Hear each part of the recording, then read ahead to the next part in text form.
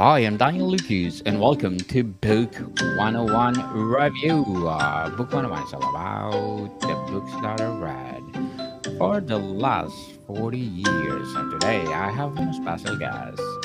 He's the author of the book, The Burning Jam, no other than Mr. Don Sawyer. Hey, Daniel, thanks for having me. Welcome to Book 101, Mr. Don. And can you please introduce more about yourself? I'll do what I can. I'm currently living in southern Ontario, near Niagara Falls. I have been an educator and a writer. I'm retired now, but as a friend of mine said, another author, he said what he wanted on his tombstone was, well, at least he got a book out of it. So, I see myself as an educator who writes, and a lot of my writing is reflective of, derived from, in some cases, a direct account of my experiences as a parent, as a human being, as an educator. And so, with my latest book, The Burning Gym, yeah, it's an urban fantasy. And in that sense, uh, it's only a parallel to reality, but it draws on my experiences globally with the attitudes that shape us and how those attitudes are created. But I've worked in West Africa. I've had wonderful opportunities around the world. And I think that's really shaped my overall attitude toward a kind of a global, the need for transcending tribalism and finding a commonality that allows us to begin to tackle global issues from a global perspective instead of dividing ourselves up into smaller and smaller groups, which ultimately weakens us. And that's something of the theme in the Burning Gym, as well as my general work, which is toward um, building team human, I guess you could say. Mr. Don Sawyer, thank you so much for sharing your talents to the world. And who is the main protagonist and what motivates them? Well, let's start off with Zoltan, who just happens to be 110 years old. That makes him, a little bit unusual. Zoltan, life is, because he's 110, spans a rather interesting period of history, from World War I right up to the present. And born in Hungary, he was then caught up in World War II and the pogroms, the anti-Jewish pogroms, and flees to England. But he finally finds a love. She dies, and he becomes so desperate, so desolated, that he latches on to the first thing that comes his way, which it turns out is a job making gems from people's souls using a camera that looks a lot like an old box camera. But instead of simply taking a picture, it literally extracts the essence of your soul and then puts it into a very beautiful gem. That gem, unfortunately, serves a number of different purposes, one of which is to transmit um, attitudes such as a lack of compassion, greed, into the owner, into the bearer. And so we find out as the story progresses that this is all part of a very old cabal who whose intent, whose design, whose commitment is to creating the general belief that, if you will, wealth and power. We used to talk about the right, um, the right of of the of having, of nobility, of royalty. And now we're talking about that somehow people who are wealthy, powerful, they deserve that. That's somehow a, if you will, a divine right that we need to then accept that. And this divine right of wealth and power, I think we're seeing playing out on a regular basis to a frightening degree. So, what we can look at in something like the burning gym is to look at that as a metaphor. How does this idea get started? How does it get promoted? Why is it that we cannot find ways of transcending the divisions so that we can begin to attend to the real issues that affect all of us as human beings? And that's Zoltan, and he, of course, is living this life of sort of empty luxury, because he gets paid a lot to do this. But one of his clients, strangely enough, is a woman who's living a pretty empty life, a housewife married to a philandering lawyer outside of New York. And her gym awakens something quite special in her. And she is desperate to find him. So that even entails walking through the New York subways to find an abandoned station where he then, in turn, lives in this remarkable community that was an old, very, very old subway station that was built in the 1880s that's been transformed into this quite remarkable refuge for people who are different, shapeshifters, holders of ancient knowledge, people who are different. And so they've created what is called the market. And over the years, people have come to this place and made this alternate community of what a community could be in terms, and it's made up of various guilds, and those guilds, make their own. They come together to create this society that's truly uh, inclusive, truly democratic, and so he's a part of that at the same time battling this cabal that wants to instead um, convince people of their helplessness, their hopelessness, that they're driven by greed, they're the ancient attitudes of the superior, almost the Plato's view that there's some people meant to rule and other people who are meant to be slaves. And of course, Nietzsche also echoed that idea with the slave mentality and the master mentality. That's very handy. Those attitudes are very handy for a certain element of the population who want people to see their privilege, want them to see their wealth as legitimate, and not only legitimate, but um, perhaps even divinely intended. And so that's what we're up against here. And Barbara links up with Zoltan, and they become an unusual but quite a formidable team as they begin to explore what the hell's going on and what they can do to stop it. So, Mr. Don, how does the world building contribute to the overall plot? The world building, to me, that's the essence of any good fantasy novel. Deep, can you inhabit it? Can you live there? Can you be part of it? Is it a place that you recognize, that resonates with you? In this particular case, building the world, the outside world, wasn't that difficult, obviously, but the world underneath our feet, the world of the market, the world of the New York subway system, was challenging but incredibly fun.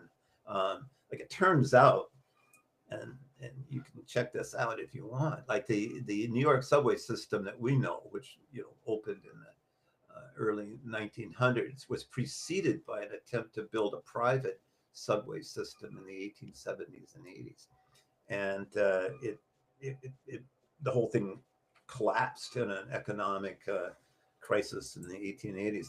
But the guy who had started it had built this gigantic station underground, which was abandoned, along with several miles of track. And so this world I took and made into what this is there. Why wouldn't people who are looking to escape the outer world, brilliant, oftentimes misunderstood, caught up. For example, two of the people who were of the early colonists were in the Manhattan Project, and sickened by what had happened with their work, they retreat and they create an artificial sun. So this community, this city, this world underneath the New York subway system is lit by a fusion system that provides light, heat, with almost no cost environmentally. So it's a world that was a lot of fun to build. Later in my sequel, which is coming out in May of 2025, I build another world, which is the counter to that, the world of this cabal, and where the efficiency is all that matters. The promulgation of these ideas of superiority and inferiority is what the place operates for, functions for, with preciseness and coldness, and but with a great deal of wealth and power. Um, I will say that some of the world that I utilize is, and I think this is essential. As a writer, I've had the good fortune of traveling all around the world. So some of the Burning Gem takes place, for example, in Budapest. And Budapest, to me, my experiences I had there, it's a magical kind of a place, in a rather dark way. And of course, as you read Hungarian history, you realize it's been overwhelmed and raided and pillaged by virtually everybody in history, from uh, you know Attila the Hun on down to the Nazis and so forth. So this is a really interesting city. So I was able to utilize my experience there, of the actual observation, the ruin bars that are made out of ancient, very old, abandoned mansions, and be able to, I think, to bring the reader in so they can share that sense of mystery, that sense of foreboding, that sense of darkness. And so all world building can be fantasy below your feet, or it can be um, helping people see a place like Budapest from another perspective. So, Mr. Don, what are the key conflicts that drive the narratives forward? I think every good character has to. What is drives any of us? What is it that we're after? What is it that we're looking for? What gets in our way? How do we overcome that? Or if we don't overcome it, why do we succumb? Why do we give up? And in this case, we've got one character who's already given up. He's succumbed. He's now part of this system that functions to demoralize and to disempower. But we've got another young woman who has never given up. She talks about how she was an Aries. She was, that she was always looking for stimulation, for excitement, for she's fire was her image. And so she has, even though she's she was instead of becoming a lawyer, she became the secretary to a lawyer, you know, who of course, uses his power and influence to basically seduce her and then marry her and then abandon her. But that's not good enough. She's not having that. So um, when Zoltan appears and presents this new window of possibilities, as extraordinary as it is, she grasps it. She grasps it. You know, I'm not going to live an empty life. That's her motive. And he asks her over and over again, "Why are you here? What do you want?" And at first she says, "I want adventure." I mean, she wants anything to break the monotony, to the bleakness. She has everything and nothing, like so many people. She lives in this big house with this lawyer that she despises and who despises her. So there's no, it's a loveless, empty house, and she has everything and nothing. And so when she sees an opportunity, uh, she keeps humming to her that old song. He's a magic man. Well, turns out he's not the magic man. He's magic, and he has access to magic, but the magic is in her. And when it's awakened, she she will allow nothing to get in the way of overcoming the ennui, the emptiness of her life, to find love, to find meaning, to become the woman that she knows she can be. In Zoltan's case, he was ready to stay in that stasis, in that empty, heartless, cold life indefinitely, until she shakes him and he comes to realize, no, there's more. There's more to it. Sure, uh, my life was a tragedy. My life was empty, but it doesn't have to be. And initially, of course, he resists. He said, look, just leave me alone. So she said, are you happy with this? Look, I'll walk away if this is what you want. If you can tell me honestly that you're okay with this, and he can't. And so uh, then I say the two of them begin to find the strength to make lives of themselves for themselves, and at the same time contribute to understanding a world that is going off the rails, and what they can do about it. So, Mr. Don, what would be your advice for those people out there who want to write their novels? That's one of the things I've said. A lot of people want to write. So I mean, first of all, why do you want to write? And I think that's a really interesting question. I mean, I've written in so many different genres, and oftentimes, most of the time, I'm writing because I want to tell a story. The first book I wrote was about our teaching in rural Newfoundland back in the 70s, in a small little outport community that was transformational. The community, the kids, the people, remarkable. I wanted to tell that story. Um, I didn't expect it to get published, but it did. And then it became a bestseller, and then it was used in teacher training programs right across Canada. And I realized that writing has a power. Of course, I knew it had a power, but I didn't know that my writing had the power to make a difference.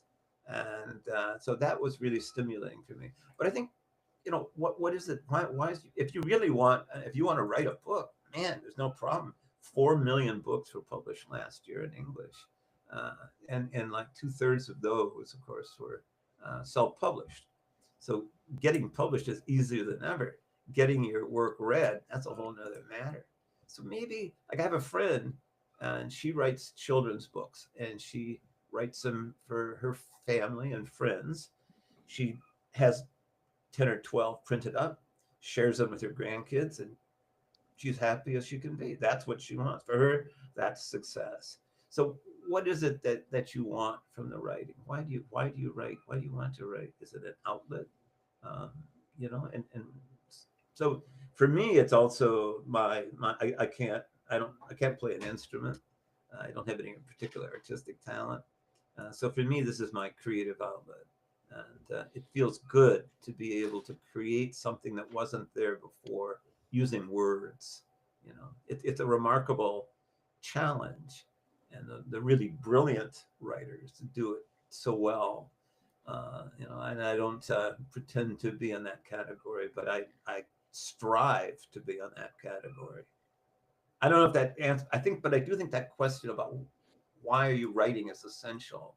And if you want to write, well, what do you want to write, and why do you want to write it? If you're expecting to make a living off of your writing, particularly fiction, it's going to be a long haul, and I hope you've got a good day job.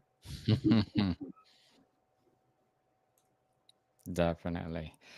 Well, thank you for your advice, Mr. Don. Thank you so much. And what are your short-term and long-term goals in writing? I'm sorry, Daniel, What are your short-term and long-term goals in writing? in writing. Well, I'm 77, so I don't have a lot of long-term goals. You have Um, more. but I, at the same time, I have a sequel to this book coming out. I'm hoping that it'll be a three-part series. My publisher, Castlegate, has been great to work with, and um, interestingly enough, this book, which you showed, the Burning Gin, was written as a longer book, and it's in two. The second one is called The Tunnels of Buddha, where the confrontation with the forces are much more direct, literally in the tunnels of Buddha, beneath the Buddha castle. I think it's a really exciting book. I was really, I enjoyed writing it. I was excited by parts of it. I think it's got mystery, some romance. Uh, it's the setting, I think, is quite engaging. So that's the my current uh, my short term goal, and that's supposed to be out on May the 25th, 2025. So I'm looking forward to that. And then I have make it a trilogy, a third book in the series called the Soul Catcher series, and so those are my kind of immediate and medium term goals. And I'm also working, doing some editing with a publisher, a First Nations publisher, Métis publisher, um, doing some work, and I really enjoy that too. Working with writers um, who, so I can help them get their stories, make their stories, more effective, more convincing, help them sharpen them up a little bit, and that's a really gratifying aspect to writing as well. So that's and I have a book coming out with Pemmican called Running that I'm really excited about. I wrote it some years ago. It's a young adult novel. I think it's one of the best things I did. I think it has. I've used it with classrooms doing both live readings and virtual readings uh, on Zoom, and I think it's a book that um, talks about loss and trauma that so many kids experience, um, but also how teamwork and coming together and support is a way out of that trauma and out of the sadness of that trauma. There's triumph as well. So, Mr. Don, what symbolism is used throughout the story to enhance its meaning? The you know Writing, as I say, for me, the lesson that I've learned is that your life is rich. Your life is rich with experience, and if the old adage, write what you know.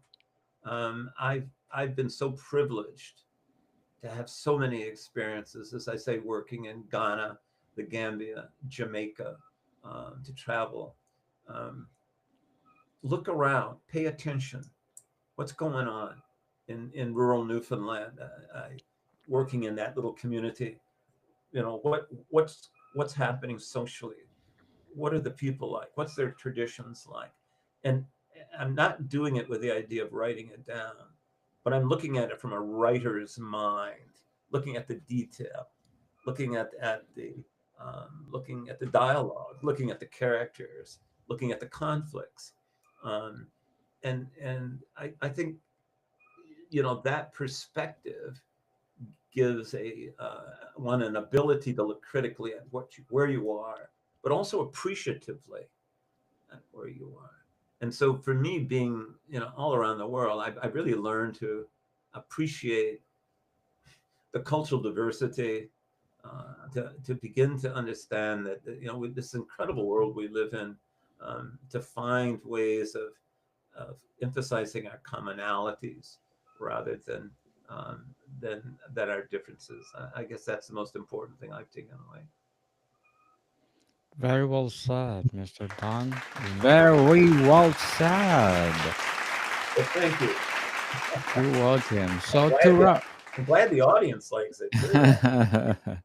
yes. So before we wrap up our discussion for today, I'm inviting you to please do listen to my other podcast, Food 101, and it's fifth season. People, fifth season also too, with my partner, our Mr. Chef or Chef Alessandro, one of the specialty chef in one of the five-star hotel in downtown Toronto. So please do listen. Food 101. Our latest episode, we read our listeners' letters. So please do listen, Food 101. So, Mr. Don, to wrap up our discussion, what messages or lessons can readers take away from the book itself? We're stronger than we think we are. The forces, I mean, when you look at the world right now, it seems like a pretty bleak and dark place. And in many ways it is. But the capacity of human beings is enormous. Um, you remember the film Don't Look Up, as the comet is plummeting to Earth. They hold hands and they said, "We really did have it all, didn't we?" And we really do. And I think we need to begin to think in those terms, and we're not willing to let a few people whose greed and avarice and lack of compassion is going to destroy it. We're not willing to do that. I'm not willing to do that. You're not willing to do it, and together we can find the strength and the resources and the tactics necessary to stop it, and to instead to begin to think as a single. That's what I say. The idea of building team human. That's not my idea. That comes from actually a guy at the University of Toronto talking about getting through our tribal divisions, which are so critical right now, and finding that commonality. And part of that isn't just, we're not just talking cultural or religious. We're also talking about social stratification and the power distribution, that we need to understand that that power is not, um, it's not God given. It's a social, political, historical phenomenon, um, and that we need as to understand it. We need to be able to counter it. We need to be able to find the power within ourselves to make a difference and to make this a better world. Mr.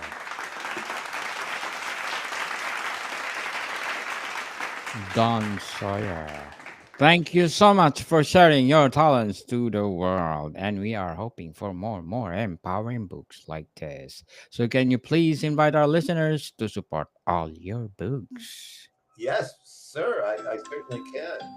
Um, you can see, you go on my website, donsawyer.org. You'll have everything I've written right there in front of you, and and everything's available through your, as they say, your favorite online bookseller. Hmm. Where books are sold, people, Mr. Don Sawyer. Let's support him because if we support him, as I said, more empowering books to come. So, Mr. Don, thank you for your time. Thank you very much, Daniel. It's a real pleasure. More to come, people. See you soon.